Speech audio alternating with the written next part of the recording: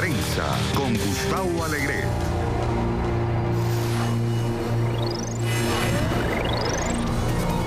¿Hacia dónde va Europa? En esta edición especial analizamos los retos del viejo continente. ¿Está en peligro el proyecto de integración? ¿Cómo superar la crisis del euro? ¿Hay líderes fuertes que pueden articular políticas económicas y afrontar con el éxito los fenómenos migratorios? Aquí comienza Club de Prensa con Gustavo Alegret. Club de Prensa es patrocinado por Tecnoglass, Allusions y Energía Solar IS Windows.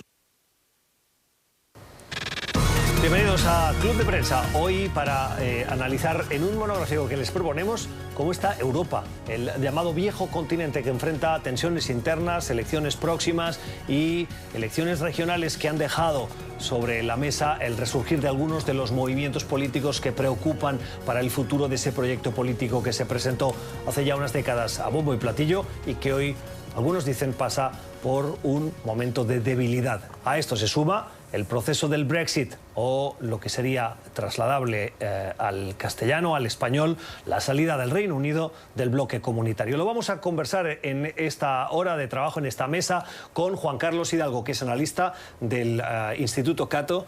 Señor Hidalgo, gracias por estar con nosotros. Juan Carlos, buenos días. Y con Pablo Pardo, corresponsal del periódico El Mundo de Madrid. Pablo, muy buenos días. Buenos días. Gracias por acompañarnos.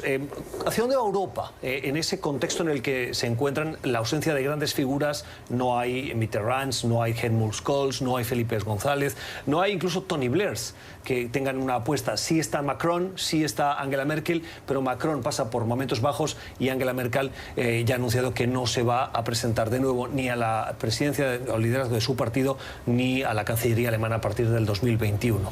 Bueno, en este momento Europa se encuentra en modo supervivencia. Claramente se ha agotado el avance del proyecto, se agotó el expansionismo europeo en materia de incorporación de nuevas naciones. Croacia fue la última que se incorporó hace creo que fue año y medio. Sin embargo, la discusión, a pesar de que hay otros países, principalmente los Balcanes, que están en proceso de acceso, nadie avisora que en los próximos años pasen a haber nuevos miembros. Más bien, como vos lo mencionabas, uno de los principales va de salida, que es el Reino Unido.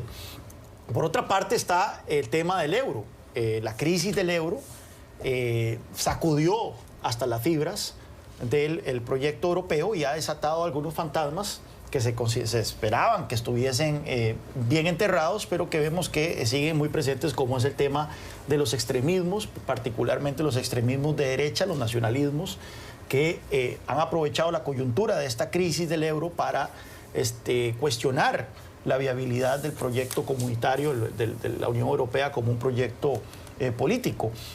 Esa crisis del euro está en remisión, no es que ha sido superada, más bien se ve con mucho nerviosismo lo que está ocurriendo actualmente en Italia, con un gobierno populista que ha presentado un proyecto que fue vetado en primera instancia por el Consejo Europeo. Parece que va a haber un enfrentamiento bastante fuerte entre Italia y Bruselas. Y bueno, no sabemos qué es lo que puede ocurrir en ese escenario, puesto que si de repente el spread de los bonos italianos sobre los alemanes continúa aumentando como ha venido ocurriendo en las últimas semanas e Italia empieza a enfrentar problemas para pagar su deuda, para servir su deuda, nuevamente podríamos entonces ver que esta crisis del euro resucita y resucita en el peor de los escenarios, ya no en un país periférico como Grecia, donde recordemos que el PIB de Grecia es únicamente, la economía de Grecia es únicamente menos del 2% del PIB de la eurozona, sino en Italia, que es el tercer país en importancia de la eurozona. Eso podría tener consecuencias espeluznantes no solo para el futuro del euro, sino a todo el proyecto europeo. A mí en esta cuestión de la Unión Europea se me ocurren como dos enfoques. Uno viene resumido por una frase que me dijo una persona que es economista, que trabaja en un hedge fund, que me dijo, bueno, en Europa la situación actual es ni se muere ni comemos, que es una expresión española muy castiza de la zona de Aragón, que quiere decir, bueno, no hay ni una catástrofe gigantesca, ni tampoco nada tangible que avance, ¿no? Es como está todo absolutamente en el aire. Pero yo creo que esta ha sido un poco la dinámica europea durante mucho tiempo. O sea, yo a mi provecta edad recuerdo que siempre la Unión Europea ha estado en crisis. Siempre la Unión Europea ha estado a punto de colapsarse. Es decir, tenemos de la serpiente en el túnel monetaria de los años 70. Pero a finales de los 80 el proyecto europeo generaba ilusión, la incorporación de nuevos países, las ampliaciones, era un proyecto ilusionante, y hoy parece que no existe esa ilusión que acompañaba ese proyecto entonces, y que hoy más bien, a lo mejor los europeos dan por sentado los beneficios de la Unión Europea y exigen lo que no tienen y no valoran lo que tienen. Bueno, yo querría recordar que en 1992 el Tratado de Maastricht fue rechazado en un referéndum en Dinamarca. Se produjo una tormenta monetaria que estuvo a punto de dinamitar lo que era el principio de la Unión Monetaria que daría pie al euro. Hubo un referéndum en Francia en relación al Tratado de Maastricht, que es lo que creó el euro. Creo que fue en septiembre del 92, estoy hablando de memoria, y el Tratado de Maastricht en Francia, a pesar del apoyo de todos, absolutamente todos los partidos políticos, ganó como por un punto porcentual, o tal vez incluso por menos. Yo creo que recuerdo que sacó como un 50,6% o una cosa así. Es decir, la cuestión, yo creo que es que la Unión Europea siempre ha sido un proyecto de élites. Y nunca ha tenido un verdadero apoyo popular. La gente nunca ha entendido muy bien por qué había que desmantelar barreras arancelarias, por qué había que transferir autoridad política o soberanía a Bruselas. Y al mismo tiempo, las mismas élites que han empujado o que han promovido eso nunca han querido explicar por qué eso era bueno, entre otras cosas porque era una gran excusa para ellos. Es decir, cada vez que un político o un gobierno en Europa tiene que adoptar alguna medida que es impopular, Bruselas lo exige, la culpa es de Bruselas, a mí no me pregunten, yo aquí estoy solamente para seguir, para obedecer órdenes. Lo cual yo creo que es más que incluso la crisis del euro. La crisis del euro supuso, digamos, la explosión de eso, ya hasta unos límites enormes, porque se estaba hablando de la quiebra de los países, se estaba hablando de la quiebra de los estados, de los sistemas de protección social, de la economía como la estábamos viviendo, y de nuevo la culpa, lo que fuera, era de una entidad extraña en Bruselas, y también en aquel caso estaba más focalizado en el gobierno alemán. Pero el balance que tú haces para los países europeos que forman parte del proyecto comunitario es positivo. Sí. Sí, el balance que yo hago para los países europeos que forman parte del proyecto comunitario es positivo, pero creo que debería ser más positivo. Es decir, ¿qué es lo que ha faltado? Bueno, yo creo que ahora mismo en Europa lo que falta es una cosa que es una verdadera unión fiscal y una verdadera unión bancaria.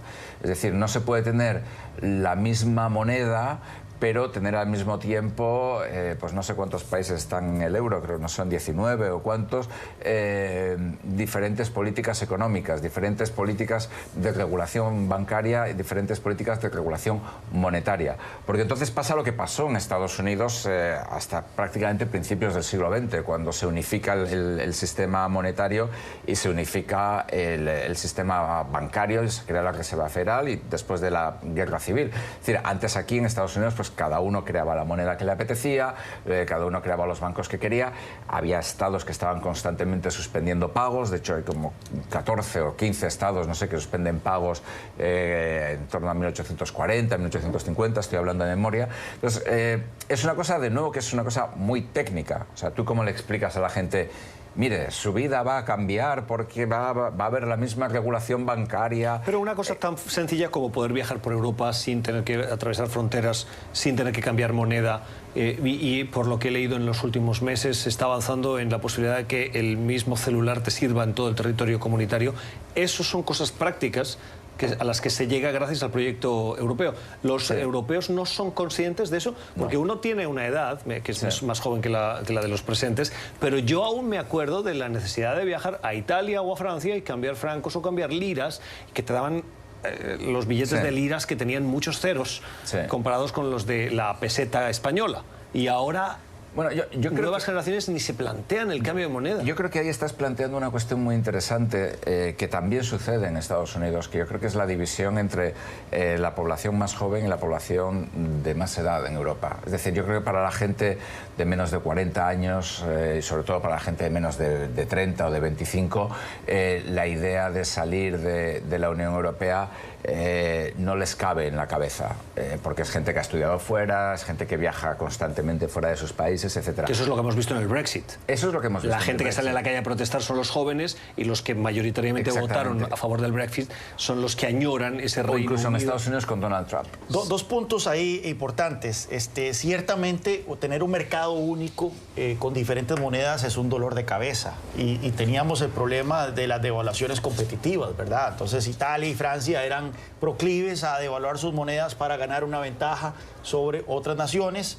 España era un maestro en eso. España era un maestro. La devaluación del 82 me parece que fue, ¿no? 92. O del 92. Es cuando con los Juegos Olímpicos, que acabó la euforia de los Juegos Olímpicos y llegó el batacazo. Se asumen entonces los tipos de cambio fijos y que fueron el preludio a la adopción del euro. Ahora bien, como bien menciona Pablo, adoptar una unión monetaria tiene ciertos requisitos. Robert Mundell fue el premio Nobel de Economía que fue el que delineó los requisitos para que haya un área monetaria óptima, como se llama, y uno de estos es que haya una política fiscal centralizada, que eso carece Europa. Por un momento se pensó que el euro era un éxito hasta que ocurrió la crisis de Grecia, ¿verdad? Es interesante porque si nosotros vemos en el momento en que se adopta el euro, que fue el año 2000, nosotros, si uno ve las estadísticas, ve que las tasas de interés que pagan los diferentes gobiernos por sus bonos, todos se redujeron. De repente los griegos estaban endeudándose al mismo tipo de interés que los alemanes, cuando uno sabe que la responsabilidad fiscal de los griegos no es alemana, no es propia de los alemanes. ¿Qué ocurrió? Que muchos gobiernos incurrieron entonces en comportamientos excesivos, particularmente los griegos, viéndose que podían endeudarse a tipos de interés tan bajos, incurrieron en grandes deudas, incurrieron en grandes niveles de gasto, y los mercados no discriminaron por muchos años estos comportamientos hasta que llegó el batacazo del 2009, cuando un nuevo gobierno socialista llega a Grecia y descubre que el gobierno de centro derecha que le había precedido había cocinado los libros y que el déficit fiscal no era en realidad como un 6%, sino que era un 12%, y es cuando Grecia entra en esta crisis, y los mercados son alertados de que lo que había ocurrido en Grecia también estaba ocurriendo en Irlanda, había ocurrido en España y demás, y entonces cuando empieza esta crisis de la periferia del euro. Nuevamente, consecuencias de esa adopción de la política monetaria. ¿Por qué ocurre la crisis particularmente en Irlanda? Vea qué interesante lo que ocurre en Irlanda. Cuando usted adopta una moneda común, usted adopta una tasa de interés común para toda la unión monetaria. O sea, aquí la Reserva Federal es la que establece cuál es la tasa de interés de corto plazo para toda la economía. Igual ocurrió en Europa. El Banco Central Europeo adoptó una tasa de interés común, pero con economías muy divergentes. Claro. ¿Qué ocurría al principio de la década pasada? Francia y Alemania siendo la principal economía, Francia la segunda, tenían economías de poco crecimiento, economías escleróticas, mientras que Irlanda y España venían creciendo a muy buen ritmo. Irlanda venía creciendo a 7% anual, España crecía a un 4% anual. ¿Qué ocurre? El Banco Central Europeo adopta una tasa muy baja del 2% y la mantiene ahí durante un buen tiempo para tratar de estimular a las economías de Alemania y Francia, las más grandes, sin tomar en cuenta el efecto que una tasa tan baja iba a tener en economías que venían creciendo a muy buen ritmo. Esto fue como inyectarle esteroides a alguien que ya venía corriendo a qué sé yo, 100 kilómetros por hora. Esto lo que hizo fue incentivar burbujas inmobiliarias en Irlanda y en España. Entonces vemos que explotaron. Entonces vemos las consecuencias y que luego explotaron. Entonces vemos las consecuencias de lo que fue algo que parecía sensible. Bueno, vamos a tener un mercado común. Lo sensible entonces es tener una moneda común. Pero si usted no tiene las condiciones para una área monetaria óptima, eventualmente esto se va a reflejar en problemas, y eso fue lo que ocurrió con la crisis del euro. Pablo. Sí, yo creo que todo eso es necesario. Lo que pasa, y en eso estamos de acuerdo. Ahora bien, la cuestión es cómo le vendes esto a la gente normal.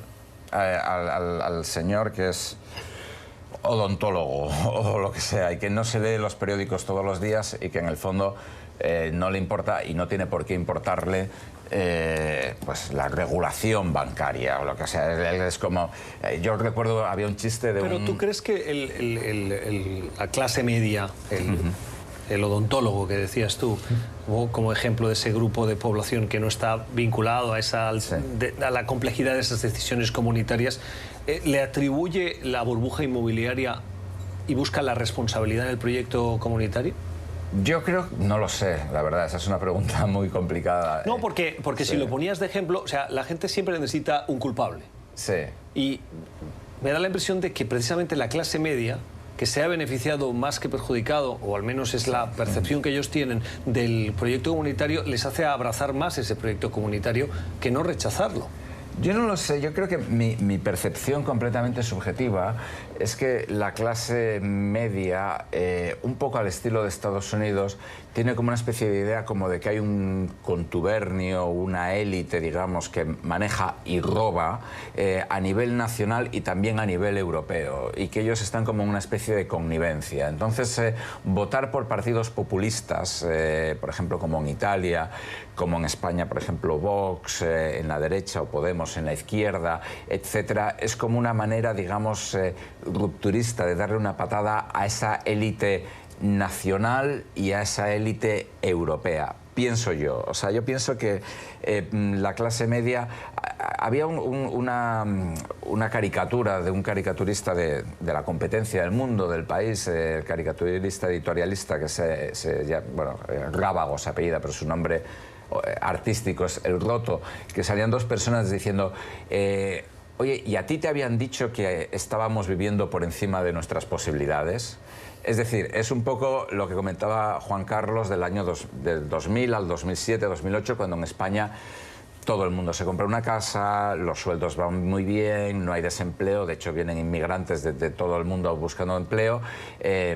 Bueno, los españoles estábamos convencidos de que aquello nos lo habíamos ganado y que era nuestro derecho, y luego de pronto en 2 años aquello se hunde y alguien nos viene y nos dice: no señores, ustedes están viviendo por encima de sus posibilidades. Y yo, oiga, ¿cómo es esto? Lo que sí tuvo, recuerdo la entrada de la nueva moneda en la economía doméstica, fue un incremento de precios. Se equiparó, a ver si los explicar bien, había una moneda que era la de 100 pesetas y 1 euro se tabuló por un importe de 166,3... 386, algo así, sí. 166, 1 euro. Pero en el día a día del intercambio de monedas tienes siempre una moneda de referencia. En Estados Unidos es el billete del dólar. Sí. Y todo funciona en $100, $1, y las monedas inferiores casi no se usan. En España la moneda habitual de la compra doméstica diaria era la moneda de 100 pesetas. Y al cambiar al euro y desaparecer las monedas en pesetas, se equiparó esa moneda de referencia mental, que no la establece nadie, sino del uso diario, de la de 100 a la de 1 euro, sí, cuando el importe real de la de 1 euro era 166.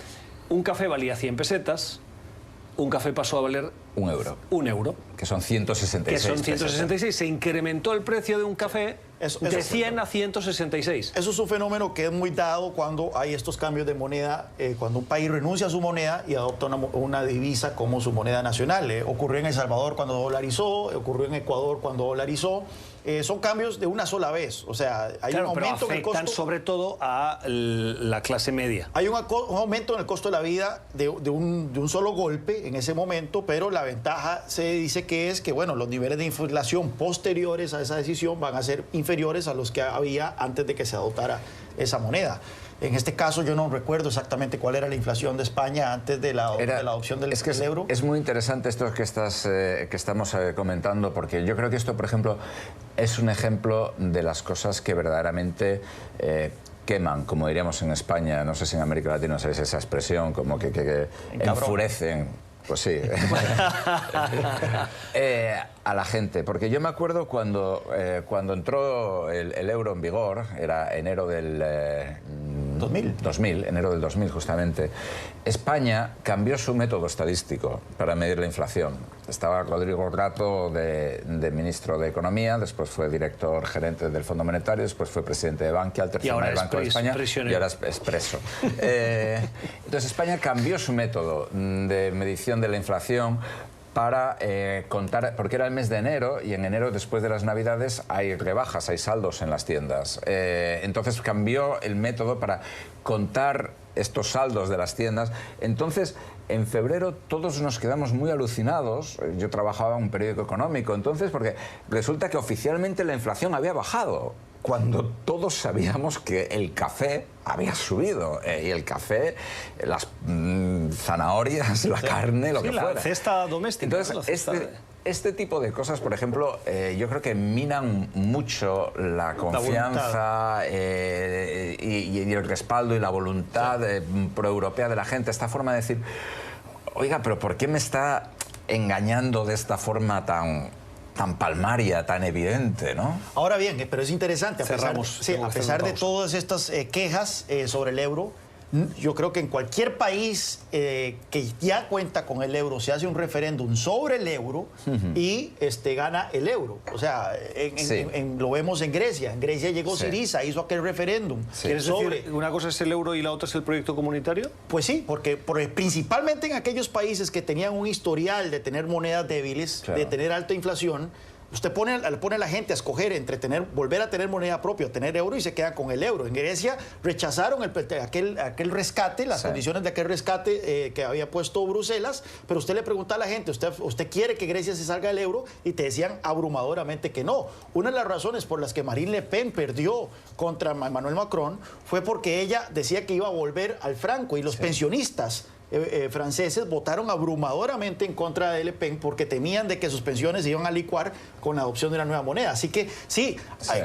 El euro ha generado estas tensiones, estos problemas, estos encabronamientos, pero por otra parte, la mayoría de los europeos abrumadoramente no están dispuestos a... Yo creo que vale más lo malo conocido que lo bueno por conocer, es lo que se piensa. El análisis de nuestra mesa de trabajo de hoy, viendo el proyecto comunitario en este especial que les proponemos en Club de Prensa, con Pablo Pardo y con Juan Carlos Hidalgo. Hacemos una pausa y volvemos.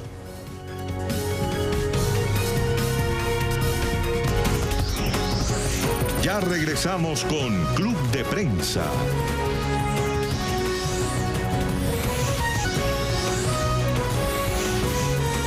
Continuamos con Club de Prensa. Seguimos en nuestra mesa de trabajo hoy con Pablo Pardo y con Juan Carlos Hidalgo, hablando sobre el proyecto de la Unión Europea, con los fantasmas que lo amenazan y las fortalezas que aún tiene. Las comentamos en nuestra mesa de trabajo. Y antes de ir a la pausa, Pablo, mencionabas el gran déficit que muchos dicen que tiene el proyecto europeo, sobre todo desde el punto de vista económico, y es la ausencia de una unión fiscal. Es decir, que todas las economías de la Unión Europea que bien comparten la moneda única, el euro, no tienen las mismas políticas fiscales. ¿A qué se debe que no haya ese elemento que es como fundamental para la gestión de una zona comunitaria única? Bueno, es una cesión de soberanía absolutamente descomunal. Es decir, Estados Unidos no tuvo un impuesto sobre la renta unificado, yo creo que hasta después de la Guerra Civil, o principios del siglo XX. 1913. Y además creo que fue por una enmienda constitucional. Es decir, eso supone una cesión de soberanía gigantesca porque al ceder la política monetaria está cediendo muchísima soberanía. Pero la política monetaria en último término la deciden los bancos centrales, que en las últimas décadas se han hecho independientes, son instituciones tecnocráticas, etcétera. La política fiscal la deciden normalmente los parlamentos, la deciden los gobiernos, etcétera. Afecta además a intereses muy específicos, mucho más concretos. Entonces, digamos que supone una adición de soberanía brutal y además tienes que coordinarla. Es decir, si hubiera una unión fiscal en Europa, sería una unión fiscal como en Estados Unidos. Es decir, existirían, digamos, impuestos nacionales o locales, pero existiría una base fiscal común para Europa. Esto es un problema muy grande, es decir, también está el problema de las transferencias fiscales. Es decir, los alemanes se quejan de que ellos están subvencionando, subsidiando al resto de Europa. Es algo que pasa en todo el mundo. En Estados Unidos. Transferencias fiscales, te refieres al aporte de las economías más ricas, claro, o que van más holgadas, para un proyecto comunitario que acaba beneficiando con proyectos de desarrollo a economías que habitualmente están en el sur de Europa y que no están tan desarrolladas. Claro, efectivamente, y en el este de Europa también. Entonces, esto es una cuestión, por ejemplo, que pasa en todo el mundo. Es decir, en Estados Unidos, aunque no se habla de ello, las dos costas, que además son demócratas, subvencionan de una manera brutal al interior, que es republicano y que son quienes hablan de libre mercado, pero ellos les subvencionan brutalmente. Es decir, California, Nueva York, etcétera, subvencionan la agricultura, los 12.000 millones de subvenciones que Trump va a dar a los productores de soja, de soya, ahora mismo, subvencionan el acero, subvencionan las minas, lo subvencionan absolutamente todo. Eso también sucede en Europa. Y en Europa, de hecho, esta política de transferencias ha conseguido algo que hace 10 días hablábamos aquí en Club de Prensa. No sabemos si ha sido la política de transferencias o la intervención divina o qué, pero Europa es un sitio donde los países de ingresos medios han roto con la maldición del middle ground, o la trampa del ingreso medio. Es decir, que es algo que, por ejemplo, América Latina es un serio problema. Es decir, digamos, los países salen de la pobreza, crecen hasta situarse en un nivel de ingreso medio, que suele ser entre 3.000 y 10.000 dólares, y a partir de ahí tienen muchos problemas para recortar la distancia con los países industrializados. Eso, había un informe, creo que era de la CAF, de la Corporación Andina de Fomento, que hablamos aquí hace 10 días, donde precisamente se ponía de manifiesto eso. En la Unión Europea eso se ha logrado evitar, lo cual es un avance muy considerable. Sí, es importante porque si nosotros vemos incluso a nivel nacional, en los países europeos, estas transferencias, estas uniones fiscales generan mucha roncha. Sí. Vemos a los catalanes quejándose de la cantidad de plata que le dan a Madrid para que se vayan transferencias a zonas más pobres de España. Vemos a los ingleses quejándose de las transferencias que le hacen a los escoceses. Vemos a la gente del norte de Italia quejándose de las transferencias que le hacen al sur de Italia. Ahora, entonces, esto sería extrapolar esas rencillas que da paso a nacionalismos incluso dentro de mismos países. Pero eso es anterior al proyecto comunitario. Bueno, pero entonces exactamente... Los aportes del norte de Italia al sur de Italia y las quejas y las tensiones que provoca son anteriores al proyecto. Pero es precisamente lo que ocurriría a nivel más comunitario en caso de que se materializase esta unión fiscal. Ya hay subsidios, ¿verdad? Zonas de bajo desarrollo en Europa reciben transferencias de la Unión Europea, pero recordemos que el presupuesto de la Unión Europea es de menos de 1% del PIB de estos países. O sea, es un presupuesto minúsculo que tendría que aumentar de una manera significativa si se adopta una unión fiscal como la que ha planteado en su momento Emmanuel Macron. Esto involucraría entonces sí transferencias gruesas de dinero por parte de los países más pudientes, y en este caso son los países del norte de Europa, principalmente Alemania, pero no solo Alemania. También recordemos de que países como Finlandia, como Holanda, son países que no ven con buenos ojos esta unión fiscal, porque se percibe entonces como sería una transferencia permanente de recursos de parte de países responsables en lo fiscal a países irresponsables. Ahí está Grecia, pero no solo Grecia, ahora ya vemos Italia. Yo creo que cualquier discusión, y había una coyuntura ahí con la llegada de Emmanuel Macron al poder para que efectivamente Europa diera ese paso. Y recordemos de que la discusión en Europa es de que la unión avanza a partir de las crisis. Entonces mucha gente veía la crisis del euro como esa coyuntura que iba a dar el paso a la unión fiscal. Pues bueno, la llegada de un gobierno populista a Roma creo que ha enterrado por el momento, por unos buenos 10 años, la posibilidad de que se dé ese paso, puesto que los países del norte de Europa no van bajo ninguna circunstancia a aceptar una unión fiscal cuando en Roma hay un gobierno que está adoptando posiciones populistas de aumento de gastos, recortes de impuestos, a pesar de que esto generaría inestabilidad en la moneda común. Las economías menos favorecidas dentro del grupo de países de la Unión Europea son las que estarían más a favor de esa unión fiscal, o también, como decía Pablo, tendrían reticencias porque perderían parte de esa soberanía. Bueno, usualmente son los países de la periferia los que ven con mejor ojos. Ven también la introducción de eurobonos, es decir, que en lugar de que cada país saque bonos nacionales, que se saquen bonos mancomunados. Nuevamente, esto sería hacer un pool de riesgos en donde los países más riesgosos serían subvencionados indirectamente por los países menos riesgosos, le hace los países del norte de Europa. Esto también los alemanes no han querido dar ese salto. Hay también dentro de Alemania política interna, ¿verdad? El Partido Socialdemócrata es más pro-europeísta, mientras que los demócratas cristianos son más escépticos de este tipo de saltos. Con la llegada de Emmanuel Macron, quiso hacer un trato con Alemania y decir, yo voy a reformar la economía francesa, algo que no se ha podido hacer en 20, 30 años, a cambio de que entonces Alemania acepte ese mancomunamiento de riesgos y una unión fiscal. El problema es que no contaban con la llegada de un gobierno populista a Roma. Yo creo que una de las cosas que hay que tener en cuenta a la hora de valorar también la cuestión de la Unión Europea es aquí ha favorecido a todos mucho y existe la tendencia a decir, oh Dios mío, los pobres alemanes que lo han estado financiando todo. Es decir, por un lado, la Unión Europea ha dado una estabilidad macroeconómica a los países del sur y del este de Europa que no tenían. Por otro lado, la Unión Económica ha salvado el crecimiento de Alemania, porque Alemania es un país cuya política económica, y está absolutamente metida en sus genes, es la política económica de Donald Trump. Para ellos lo único que se puede hacer es exportar. Es más que Donald Trump, porque Donald Trump es gastar y exportar. Los alemanes es ahorrar y exportar, ahorrar y exportar. Es una política económica que sería perfectamente válida en el siglo XVII, XVIII, en la época del mercantilismo. Desafortunadamente para los alemanes han pasado 300 años, pero los alemanes son así. Entonces ellos cuando van a por algo, ya caiga quien caiga. ¿Está bien?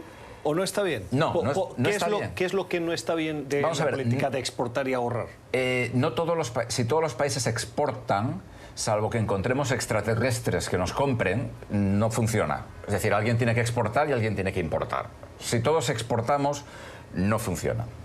Esta es una de las grandes claves de la crisis del euro. Es decir, Alemania renunció a tener una política económica que fomentara el consumo interno. Lo que ha obligado, digamos, es a los demás países a llevar a cabo devaluaciones competitivas y a exportar.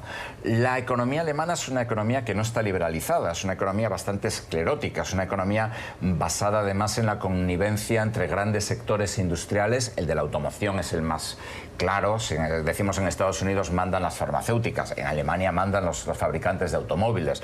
Volkswagen puede prácticamente hacer lo que quiera. La industria pesada, industrial, etcétera, y el gobierno de Berlín. Y estas son industrias que viven a base de exportar. Entonces, con el euro, Alemania ha ganado mucho, porque con el euro Alemania tiene la misma moneda que todos los países del área. De lo contrario, la moneda alemana estaría apreciándose, porque cuando tú exportas más de lo que importas, tu moneda sube. Al apreciarse su moneda, tendría más dificultades para exportar. Al estar todos en el euro, tiene la gran ventaja de que puede exportar por el mismo precio a España o a donde sea. ¿No es cierto eso de que los países del sur, entre ellos España e Italia, tienen su mercado exterior, por decirlo de alguna manera, más dentro de la Unión Europea que fuera del territorio comunitario, y Alemania, por contra, tiene más capacidad de exportación o más mercado fuera del territorio comunitario y no depende tanto del mercado interior europeo? No lo sé, tendría que mirarlo. Desde luego, la mayor parte de los países europeos tienen, por cuestión lógica, su mayor mercado exterior es dentro de la Unión Europea. Por afinidad geográfica y también por la cuestión monetaria, porque no hay tipos de cambio, no hace falta seguros de tipos de cambio, por ejemplo, que es una cosa que encarece muchísimo las exportaciones. Pero también es cierto una cosa, es decir, al tener economías más débiles, esta es la segunda parte que beneficia a Alemania, al tener economías más débiles, el euro no se aprecia tanto como se hubiera apreciado el marco alemán en relación, por ejemplo, al dólar. Es decir, el marco sería más caro en relación al dólar de lo que es el euro, con lo cual los alemanes pueden exportar sus coches a Estados Unidos o a otros países del mundo más baratos que de otra manera. Brevemente. No, Alemania ha sido el gran ganador del euro, a pesar de que se trata de presentar como las víctimas de que han tenido que subsidiar a los países de la periferia. Lo cierto es eso que menciona Pablo. En condiciones normales, un déficit de cuenta, un superávit de cuenta corriente como el que tiene Alemania, que es enorme, es el más grande del mundo en términos proporcionales, más grande de lo que en su momento tuvo China, generaría una apreciación de la moneda, lo cual entonces calibraría ese déficit, haría las exportaciones más caras, claro, y esto entonces reduciría el déficit eventualmente. Y eso además cuestionaría todo el modelo económico alemán. No es solamente una crisis, es como obligarles a cambiar el chip, digamos. Sí. Club de Prensa, hoy con Pablo Pardo y con Juan Carlos Hidalgo, mirando al continente europeo y su proyecto comunitario. Ya regresamos. Ya regresamos con Club de Prensa.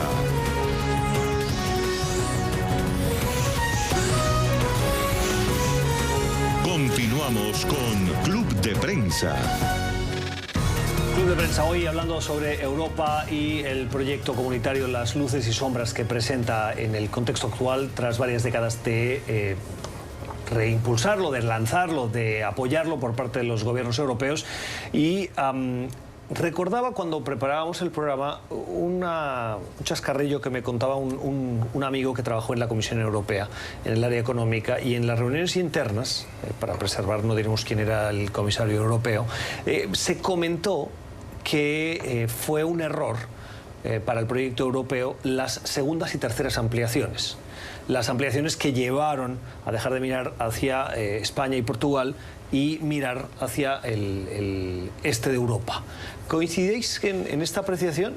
¿Sería hoy Europa más fuerte, el proyecto comunitario al menos, más fuerte sin haber incorporado a países que están... que estaban en la órbita soviética y que poco a poco se ha ido... Yo creo en la expansión de Europa, creo en la ampliación del proyecto europeo, creo que los países del este tienen aspiraciones legítimas a ser europeos y a sentirse parte de este proyecto. Recordemos que la Unión Europea es un proyecto de paz, es un proyecto que busca dejar en el pasado ¿Es un proyecto de paz o es un proyecto económico?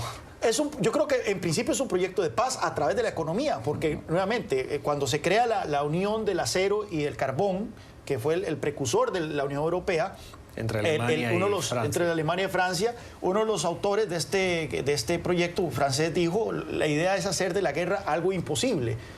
¿Cómo? A través del libre intercambio. El libre comercio genera paz, crea las condiciones para que los países no peleen entre sí. Ahora bien, un continente que había estado dividido por una cortina de hierro, qué mejor honor para ese proyecto de paz que incorporar a esos países que estaban detrás de la cortina de hierro, como los países del este europeo. Pero sin duda ha tenido consecuencias y hay que admitir esas consecuencias. Primero que todo, esa unión. Recordemos las 4 libertades del proyecto europeo, que son el libre movimiento de bienes, servicios, capitales y personas. Bueno, cuando se incorporan los países del este europeo, tenemos entonces a países con niveles per cápita muy inferiores a los de Europa Occidental, en donde existe ya movimiento de personas, eventualmente se logra este movimiento de personas, y vemos que este flujo de personas del este de Europa, de Polonia, los países bálticos, eventualmente Rumania, Bulgaria, ha generado muchas tensiones dentro de los países del oeste de Europa, particularmente en el Reino Unido. En el Reino Unido los flujos de polacos y de gente de los países bálticos y de todo, y este aumento vertiginoso de la inmigración fue una de las causas que eventualmente llevaría a el Brexit. O sea, una de las banderas de batalla de la gente que quería salirse del Brexit. Y luego está el tema también de lo que ha ocurrido con Rusia. Ahora bien, no es para justificar a Putin en lo absoluto, pero ciertamente la expansión del proyecto europeo hacia el este del continente atizó esta sensación de amenaza, de búnker de los rusos. Hay que ponerse en los zapatos de los rusos siempre. Siempre que ellos ven a los europeos tratando de moverse al este, ven a Napoleón, ven a Hitler, se sienten amenazados. Y esto sin duda alguna fue una de las causas por las cuales Rusia con Putin empezó a volverse más paranoico. Y vemos que ellos pusieron la línea en Ucrania. Ya cuando se firmó un acuerdo de asociación entre Bruselas y Ucrania, los rusos dijeron: hasta aquí, no vamos a permitir que este proyecto europeo se vaya más al este y entre en países que han sido básicamente colonias nuestras. ¿Cómo circunscriben las declaraciones que se produjeron hace un par de semanas con motivo de la celebración del centenario del fin de la Primera Guerra Mundial, ahora que hablabas de guerras y de conflictos y de unión económica y cómo la economía puede ayudar a evitar o hacer imposible el conflicto. Y decía Emmanuel Macron, que fue quien hizo de anfitrión frente a esos 70 jefes de Estado y de Gobierno del mundo que fueron a París, que el nacionalismo es la antítesis del patriotismo. Hoy en Europa hay patriotismo o nacionalismo, o es la tensión de esas dos fuerzas la que está llevando a la crisis del proyecto. Bueno, Albert Camus fue el que dijo que amo demasiado mi país como para ser nacionalista. La palabra nacionalismo tiene una fuerte carga, efectivamente. Uno puede querer mucho a su país e incluso estar en desacuerdo con la idea de una Europa federal, pero sin incurrir en estos nacionalismos que ha sido la tónica de estos movimientos políticos que hemos visto surgir no solo en Francia, sino casi que en todos los países de Europa. Pablo. Sí, yo no soy un experto, pero sí creo desde luego que el nacionalismo, o sea, el patriotismo es amar una idea o una tradición, el nacionalismo es más amar un cromosoma. Y sobre todo el nacionalismo yo creo que tiene un concepto muy grande de desprecio hacia otros países. Es decir, nosotros somos los mejores. Es muy, por ejemplo, muy típico de los nacionalistas, decir, tal país, no sé, el sur de Estados Unidos, eso es como México, o cosas así, ¿no? Es decir, cosas así, cuando México pues, o es un país tan perfectamente respetable como Estados Unidos, con cosas mejores o peores que Estados Unidos. El nacionalismo siempre tiene un carácter muy derogatorio hacia otros países y muy de confrontación, confrontación.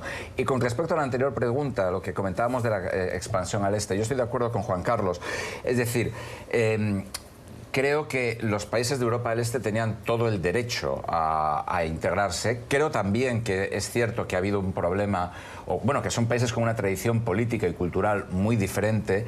Creo que también la ampliación acabó en la práctica con una idea que los europeos siguen teniendo, que es que la Unión Europea es un club de países ricos. Con la ampliación la Unión Europea pasa a ser un club de países ricos y de países medianos, digamos, pero no muy ricos, ¿no? Y finalmente yo creo que cabe también pensar una cosa. ¿Qué hubiera pasado ahora mismo que estamos viendo esta explosión de nacionalismo en Hungría, en Polonia, etcétera?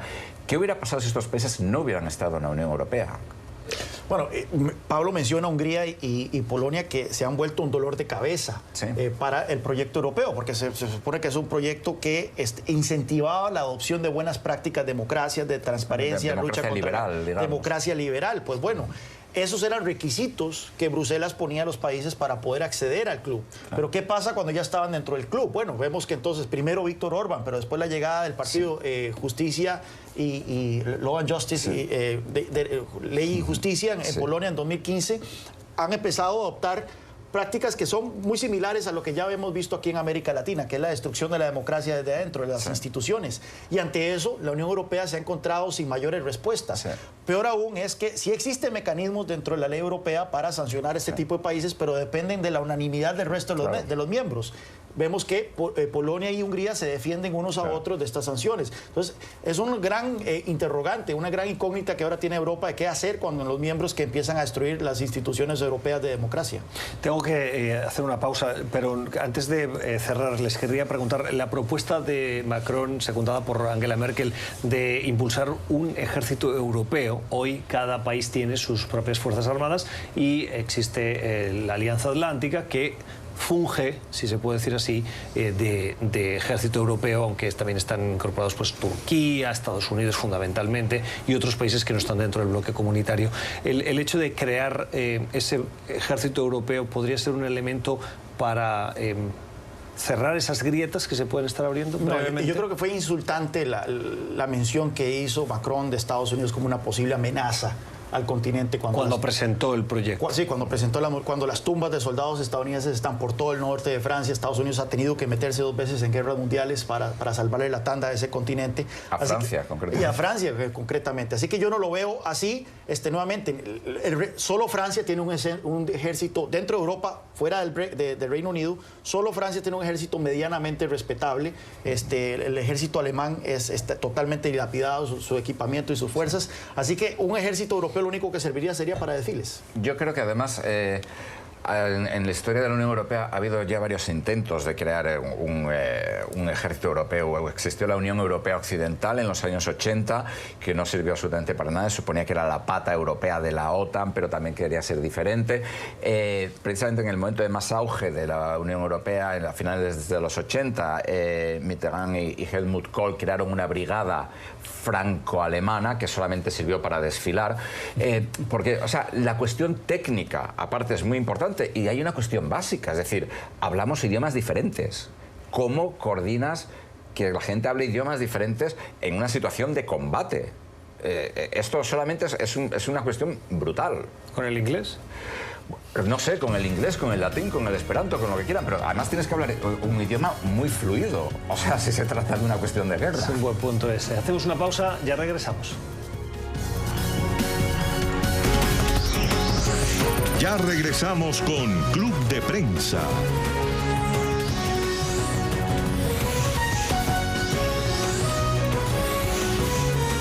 Continuamos con Club de Prensa. Seguimos en Club de Prensa, recta final en el que estamos abordando el proyecto europeo. Lo hemos analizado desde dentro, pero ¿y desde fuera? ¿Cómo se ve Europa? ¿Cómo se ve ese proyecto comunitario? Pablo, antes en una de las pausas nos mencionabas que ha perdido también su atractivo, su appealing para otros proyectos que podían tener en ese intento de sumar sensibilidades o países a un proyecto común y decir, en Europa funcionó, pero con el tiempo ese referente se ha desvanecido. Sí, yo recuerdo antes de la crisis del euro, por ejemplo, en el sur de África era uno de los era un proceso que estaba prácticamente copiándose de la Unión Europea. También se hablaba de él en el Golfo Pérsico, en América Latina, el caso de Mercosur, bueno, aunque con muchas dificultades, etcétera. Iba pues, por el camino de una unión aduanera, de un mercado común. Eventualmente, tal vez se podría hablar de una moneda común, incluso en Centroamérica. En muchos sitios era el gran proyecto que había que imitar, era el gran proyecto que había tenido éxito después de la Segunda Guerra Mundial, era uno de los grandes éxitos mundiales. En América Latina hablan el mismo idioma. Sí, en América Latina hablan el mismo idioma. A excepción de Brasil. Pero hay un problema en América Latina y es que al final de cuentas la geografía importa. Usted toma un vuelo en Europa y en 2 horas está ya en cualquier parte del continente, mientras que la diferencia entre un vuelo entre México y Buenos Aires es de casi 2 Pero horas. Centroamérica no. Centroamérica sí podría ser un modelo. De hecho, hay estructuras suprarregionales en Centroamérica que han intentado avanzar en eso y no lo han conseguido. En su momento Europa trató de incentivar, recrear estas instituciones comunitarias en otras regiones del planeta, como en Centroamérica. Puso como condición para un acuerdo de libre comercio con Centroamérica que todos los países formaran parte del Parlacén, del Parlamento Europeo, centroamericano. Al final de cuentas, mi país, Costa Rica, que es el más renuente a hacer esto, torpedeó la idea y Europa tuvo que echar para atrás, porque estos organismos, al final de cuentas, no es que porque adoptar un parlamento común de repente todos vamos a ser suecos, todo lo contrario. Si vos creás o recreás un ente como un parlamento centroamericano, un parlamento latinoamericano con altos salarios, con inmunidad parlamentaria, o sea, que demás, creas estructuras burocráticas y focos de corrupción increíbles como lo ha sido el Parlacén en Centroamérica. Sí, no, yo no me refería a toda América Latina, sino a partes, por ejemplo, eso pues en Centroamérica o en Mercosur, etcétera. Tampoco estoy diciendo que fueran a funcionar o no, pero sí que Europa era como el gran modelo. Pero tu ejemplo quedaría retado por el atractivo y los avances que son tangibles de la Alianza del Pacífico, cuando van desde México hasta Chile. Bueno, ahí tenemos un proyecto bastante ambicioso,